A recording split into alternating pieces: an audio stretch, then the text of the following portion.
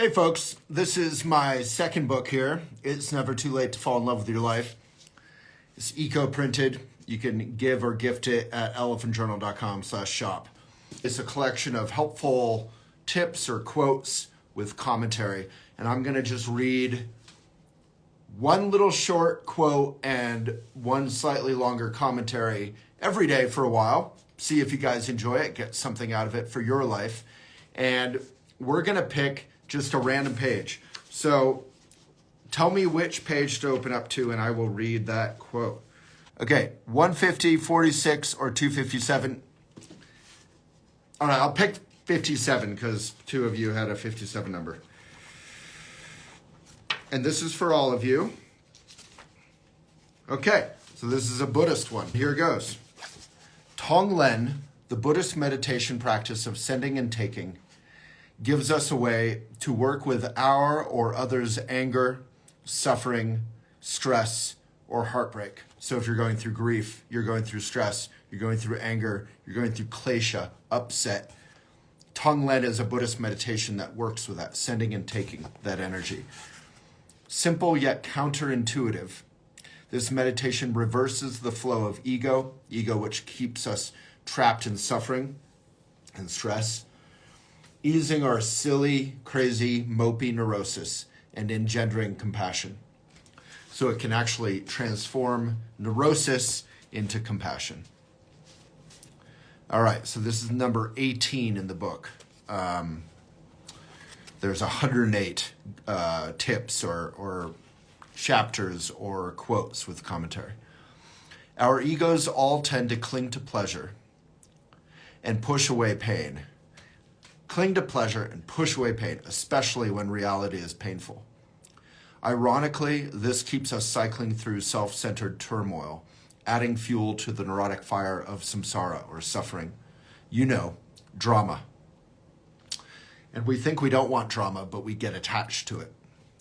Practice Tonglen when you or a loved one is suffering or in tumult. You can do it formally. Close your eyes, practice for 10 minutes or more, or spontaneously as you go about your day. It's important to sandwich Tonglen in between shamatha meditation, and that instruction is elsewhere in the book. It's basically breathing, noticing your thinking, coming back to your breath, dedicating that practice to be of benefit to others, including ourselves.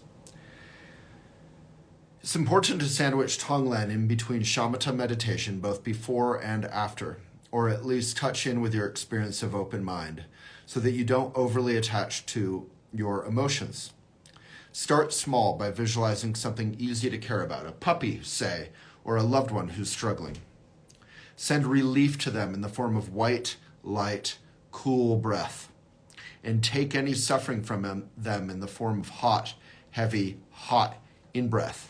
So you can visualize, say, a rescue puppy, and it's in pain or it's scared, and of course you don't want that. So you give it white, light, cool breath. You give it relief, and you take from it any stress or fear or pain.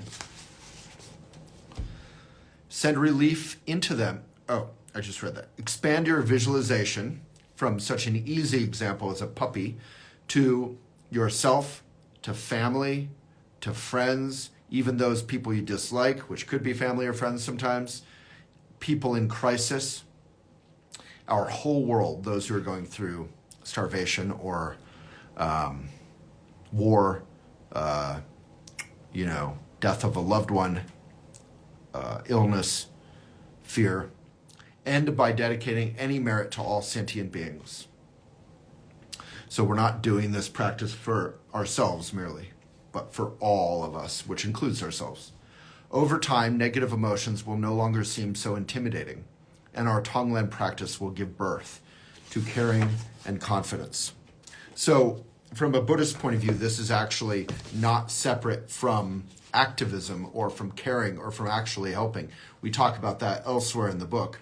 This is actually a practice to tame ourselves and ready ourselves to be actually helpful to others in our world, so that we're not just going out and creating further aggression or further pain or further confusion, but we're actually there for others, That's one excerpt, and I'll do one a day for a while, as long as you guys seem like it's helpful for you. It's called It's Never Too Late to Fall in Love with Your Life. And it's eco-printed right here in the USA. Super eco, even the glue, even the ink is like algae. It's not even ink. So it's actually good for the world. And it's a book designed not only for Buddhist stuff or mindfulness stuff, but for food and family and travel. It goes over all of life, just the mindful life. All right. Thank you so much.